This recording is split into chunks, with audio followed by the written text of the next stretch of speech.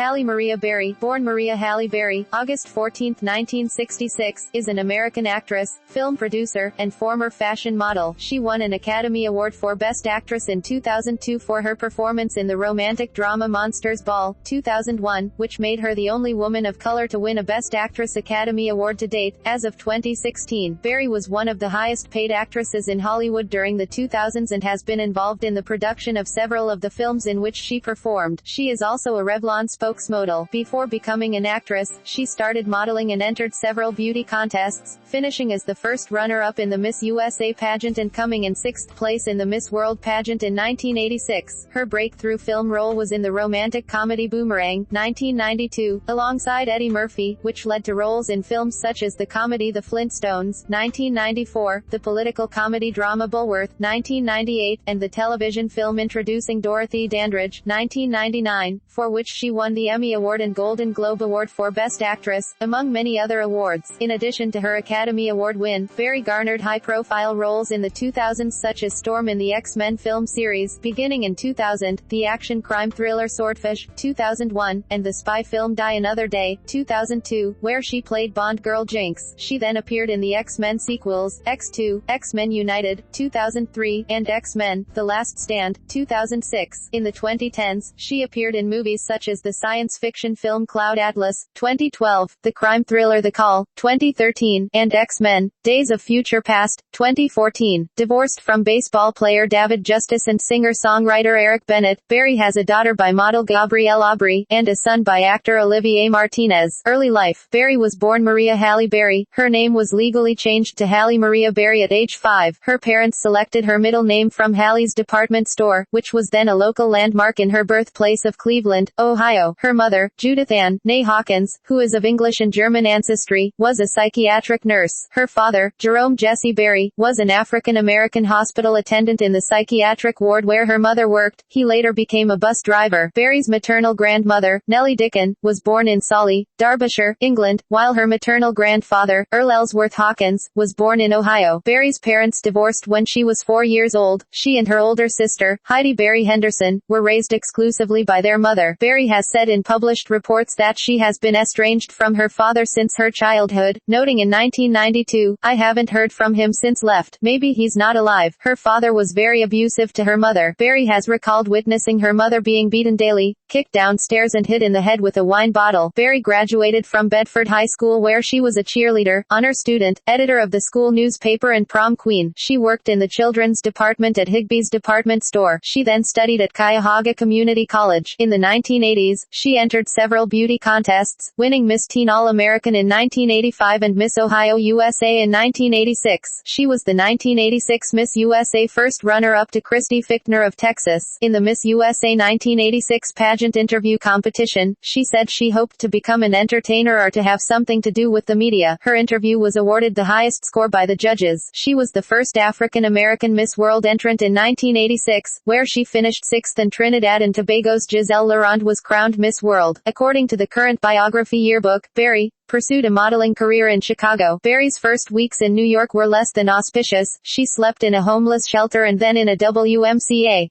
Early career. In 1989, Berry moved to New York City to pursue her acting ambitions. During her early time there, she ran out of money and had to live briefly in a homeless shelter. Later in 1989, her situation improved and she was cast in the role of model Emily Franklin in the short-lived ABC television series Living Dolls, which was shot in New York and was a spin-off of the hit series Who's the Boss?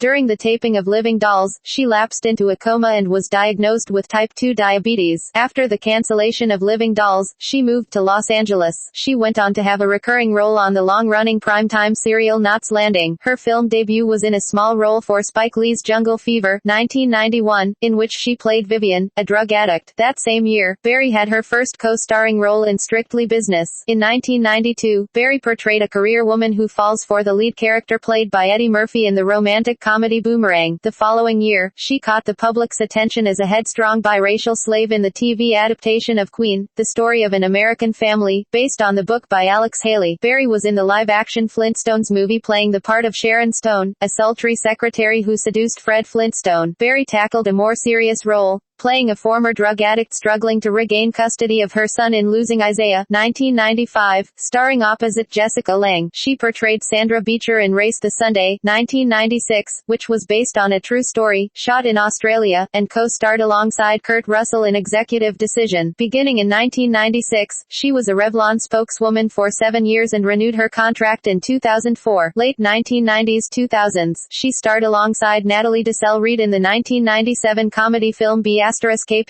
In 1998, Berry received praise for her role in Bulworth as an intelligent woman raised by activists who gives a politician, Warren Beatty, a new lease on life. The same year, she played the singer Zola Taylor, one of the 3 wives of pop singer Frankie Lyman, in the biopic Why Do Fools Fall in Love. In the 1999 HBO biopic introducing Dorothy Dandridge, she portrayed the first black woman to be nominated for a Best Actress Academy Award, and it was to Berry a heartfelt project that she introduced, co-produced and fought intensely for it to come through. Berry's performance was recognized with several awards, including an Emmy and a Golden Globe. Berry portrayed the mutant superhero Storm in the film adaptation of the comic book series 10 Men, 2000, and its sequels, X2, X-Men United, 2003, X-Men, The Last Stand, 2006, and X-Men, Days of Future Past, 2014. In 2001, Berry appeared in the film Swordfish, which featured her first topless scene. At first, she refused to be filmed topless in a sunbathing scene, but she changed her mind when Warner Brothers raised her fee substantially. The brief flash of her breasts added $500,000 to her fee. Berry considered these stories to be rumors and was quick to deny them. After turning down numerous roles that required nudity, she said she decided to make Swordfish because her then-husband, Eric Bennett, supported her and encouraged her to take risks. She appeared as Letitia Musgrove, the troubled wife of an executed murderer, Sean Combs, in the 2001 feature film Monsters Ball. Her performance was awarded the National Board of Review and the Screen Actors Guild Best Actress prizes. In an interesting coincidence, she became the first woman of color to win the Academy Award for Best Actress. Earlier in her career, she portrayed Dorothy Dandridge, the first African American to be nominated for Best Actress, and who was born at the same hospital as Berry, in Cleveland, Ohio. The NAACP issued the statement, "Congratulations to Halle Berry and Denzel Washington for giving us hope and making us proud. If this is a sign that Hollywood is finally ready to give opportunity and judge performance based on skill and not on skin color, then it is a good thing." This role generated controversy. Her graphic nude love scene with a racist character played by co-star Billy Bob Thornton was the subject of much media chatter and discussion among African Americans. Many in the African American community were critical of Berry for taking the part. Berry responded, "I don't really see a reason to ever go that far again. That was a unique movie. That scene was special and pivotal and needed to be there, and it would be a really special script that would require something like that again." Berry asked for a higher fee for Revlon advertisements after winning the Academy Award. Ron Perelman, the cosmetics firm's chief, congratulated her, saying how happy he was that she modeled for his company. She replied, "Of course, you'll have to pay me more." Perelman stalked off in a rage. Her win at the Academy Awards led to 2 famous Oscar moments. In accepting her award, she gave an acceptance speech honoring previous black actresses who had never had the opportunity. She said, "This moment is so much bigger than me. This is for every nameless, faceless woman of color who now has a chance tonight because this door has been opened." 1 year later, as she presented the Best Actor award, winner Adrian Brody ran on stage and, instead of giving her the standard peck on the cheek, planted a long kiss on Berry. As Bond girl Jacinta Jinx Johnson in the 2002 blockbuster Die Another Day, Berry recreated a scene from Dr. No, emerging from the surf to be greeted by James Bond as Ursula Andress had 40 years earlier. Lindy Hemming, costume designer on Die Another Day, had insisted that Berry wear a bikini and knife as a homage. Berry has said of the scene, "It's splashy, exciting, sexy, provocative, and it will keep me still out there after winning an Oscar." The bikini scene was shot in Cadiz. The location was reportedly cold and windy, and footage has been released of Berry wrapped in thick towels in between takes to try to stay warm. According to an ITV News poll, Jinx was voted the 4th toughest girl on screen of all time. Berry was hurt during filming when debris from a smoke grenade flew into her eye. It was removed in a 30-minute operation. After Berry won the Academy Award, rewrites were commissioned to give her more screen time for X2. She starred in the psychological thriller Gothica opposite Robert Downey, Jr. in November 2003, during which she broke her arm in a scene with Downey, who twisted her arm too hard. Production was halted for 8 weeks. It was a moderate hit at the United States box office, taking in $60 million.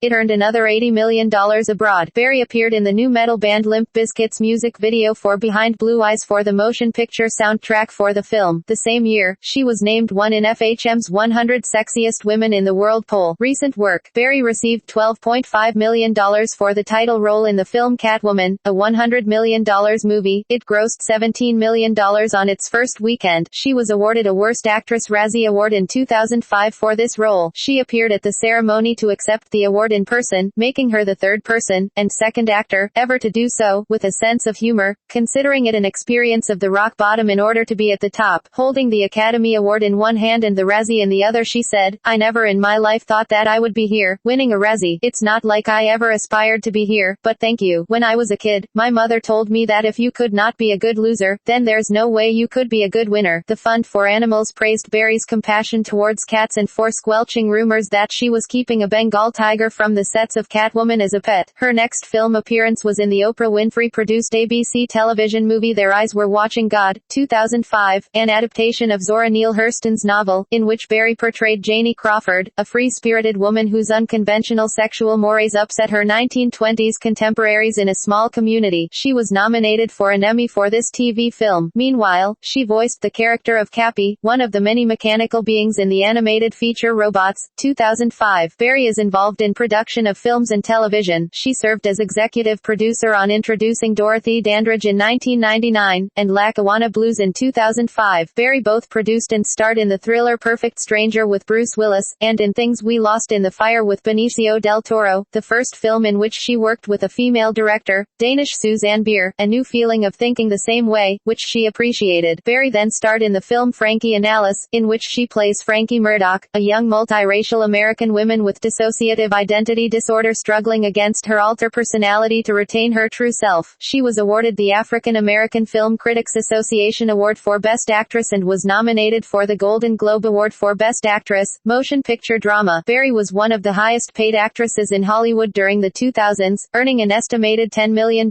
per film. On April 3, 2007, she was awarded a star on the Hollywood Walk of Fame in front of the Kodak Theater at 6801 Hollywood Boulevard for her contributions to the film industry. As of 2013, Berry's worldwide box office gross has been more than $3.3 billion.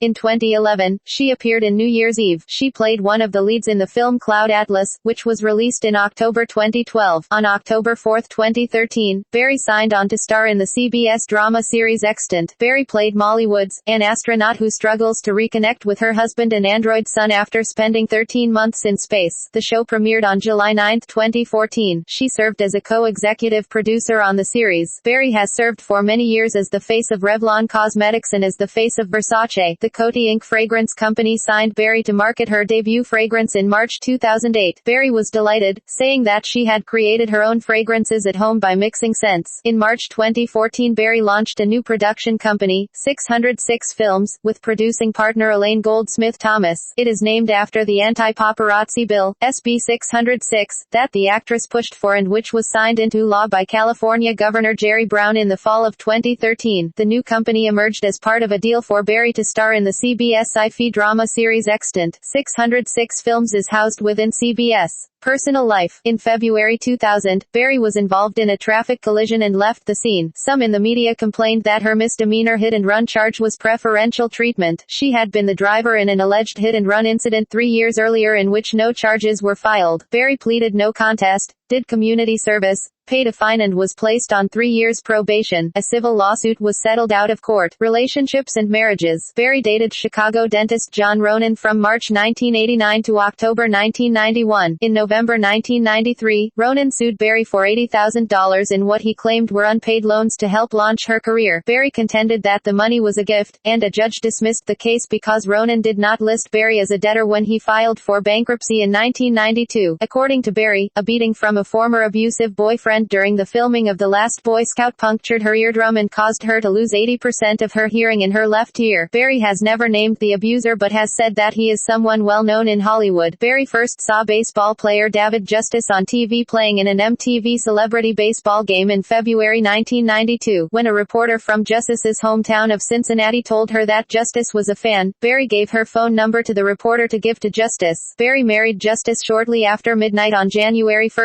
1993. Following their separation in February 1996, Berry stated publicly that she was so depressed that she considered taking her own life. Berry and Justice were officially divorced on June 24, 1997. Berry married her second husband, singer-songwriter Eric Bennett, on January 24, 2001, following a 2-year courtship, but by early October 2003 they had separated, with the divorce finalized on January 3, 2005. Bennett underwent treatment for sex addiction in 2002. In November 2005, Berry began dating French-Canadian model Gabrielle Aubry, whom she met at a Versace photoshoot. Berry gave birth to their daughter in March 2008. On April 30, 2010, Berry and Aubry announced their separation. After their 2010 separation, Berry and Aubry became involved in a highly publicized custody battle, centered primarily on Berry's desire to move with their daughter from Los Angeles, where Berry and Aubry resided, to France, the home of French actor Olivier Martinez, whom Berry had started dating in 2010 after they met while filming Dark Tide in South Africa. Aubry objected to the move on the grounds that it would interfere with their joint custody arrangement. In November 2012, a judge denied Berry's request to move the couple's daughter to France in light of Aubry's objections. Less than 2 weeks later, on November 22,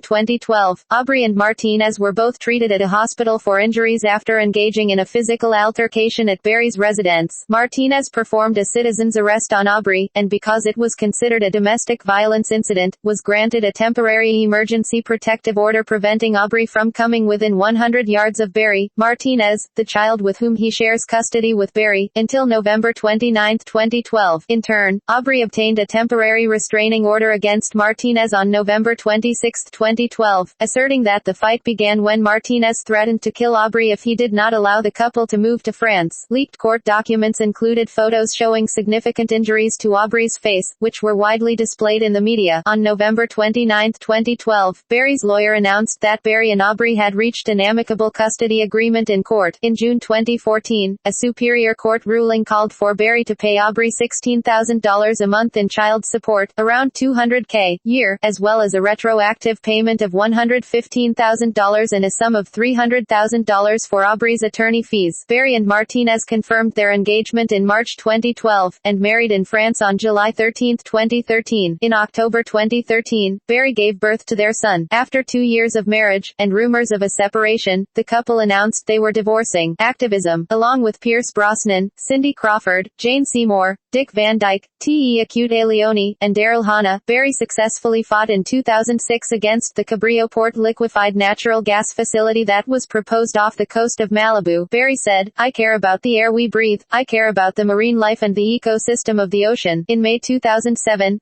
Governor Arnold Schwarzenegger vetoed the facility. Hasty Pudding Theatricals gave her its 2006 Woman of the Year award. Berry took part in a nearly 2,000 house cell phone bank campaign for Barack Obama in February 2008. In April 2013, she appeared in a video clip for Gucci's Chime for Change campaign that aims to raise funds and awareness of women's issues in terms of education, health, and justice. In August 2013, Berry testified alongside Jennifer Garner before the California State Assembly's Judiciary Committee in support of a bill that would protect celebrities' children from harassment by photographers. The bill passed in September. Public image. Berry was ranked No. 1 on People 50 Most Beautiful People in the World list in 2003 after making the top 10 7 times and appeared No. 1 on FHM 100 Sexiest Women in the World the same year. She was named Esquire magazine's Sexiest Woman Alive in October 2008, about which she stated, "I don't know exactly what it means, but being 42 and having just had a baby, I think I'll take it." Men's Health ranked her at No. 35 on their 100 Hottest Women of All Time list. In 2009, she was voted 23 on Empire's 100 Sexiest Film Stars. The same year, rapper Hurricane Chris released a song entitled Halle Berry, She's Fine, extolling Berry's beauty and sex appeal. At the age of 42, in 2008, she was named the Sexiest Black Woman by Access Hollywood's TV One Access survey. Born to an African-American father and a white mother, Berry has stated that her biracial background was painful and confusing when she was a young woman, and she made the decision early on to identify as a black woman because she knew that was how she would be perceived. Filmography, film, television, awards and nominations.